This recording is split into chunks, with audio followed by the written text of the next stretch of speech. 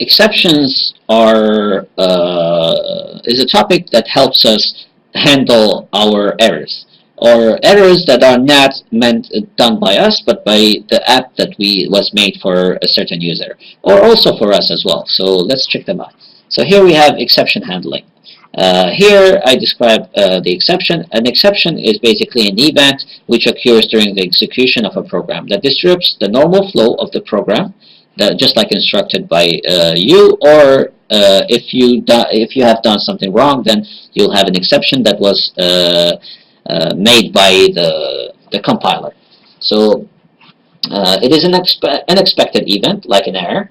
Not all exceptions are errors, obviously, but some of them are errors. Some of them are meant to be. Some exceptions are meant to be by you. So, for example, if you ask the user to input a number, but he instead inputs a string, then you can tell him that, oh, this is an error. I asked you for a string. That's an error made by the user and not by you. So it's a different type of error, a different type of exception.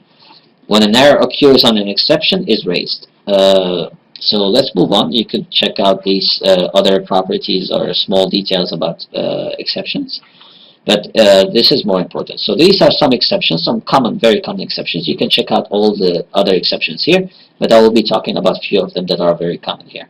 So index error, a sequence subscribed out of range. So basically when you're looping over a list, or if you, for example, give a specific length of a string, and then of a list, and then it will the index will go over that size of the list, and then it will return an error because because the size of that list was wrong. So index error is when the index is wrong. The key error is dictionary key not found. So basically, when you try to access a value inside the dictionary, it will return this because it doesn't exist. And oh, I'm sorry, for index error also, if you're trying to access an index of the list, for example, your list is 200 and you're saying print the value of x 300, then it will return an index error. Zero division is basically when you're trying to divide by zero. Value error is when you try to add up values that don't match up, and that's actually type error. But value error, you'll see it later on. And then we have input-output error, which when you try to open a file that doesn't exist, for example, or try to write a file inappropriately or something, like, for example, the directory doesn't exist or something like that. So here we have a few examples. We have print hello world. As you can see here, there's an error. I'm not going to run this code, but you can run it by yourself. It's example number 15. As you can see here, we forgot a parenthesis to close this, so it will give us a syntax error. Here we're trying to divide by 0. It will give us an error of division by 0. And here we're trying to use spam, which doesn't exist. And then it will give us an error of value error, that spam doesn't exist. And here, finally, type error, which we have done before, is trying to add up a string with an integer, and that's type error. Now, raising an exception. Raising an exception can be useful to raise exceptions yourself, so that you can handle the errors that users might do. You can create code that checks for errors that are not programmatically wrong, but are still errors in your program. So you meant them to be as errors. You don't need to raise an exception, but then the top-level exception handler will handle it.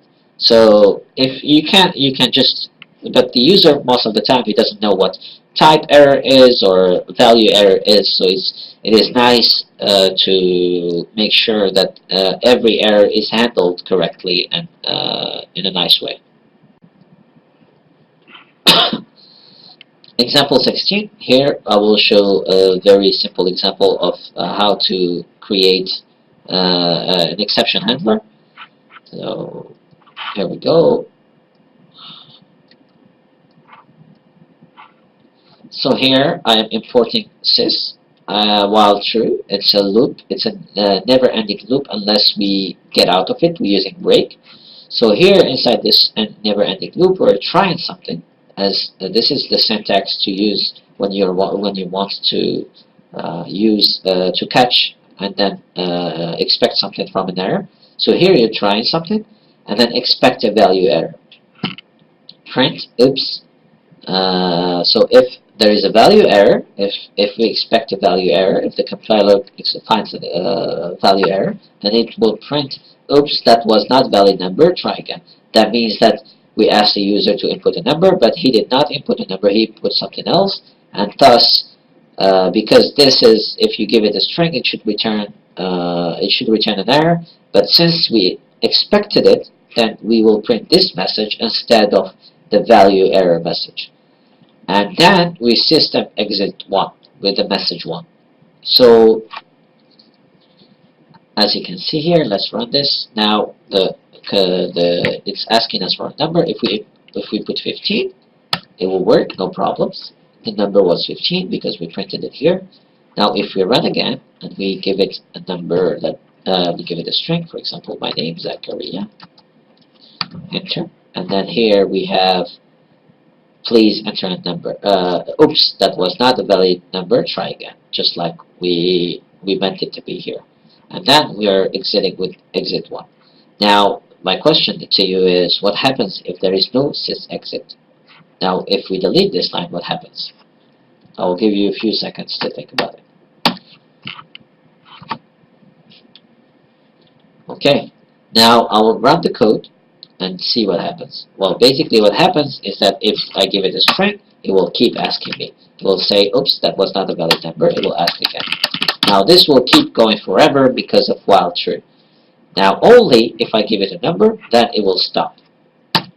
Now I can give it a number, it will print that number, and then it stops. Simple.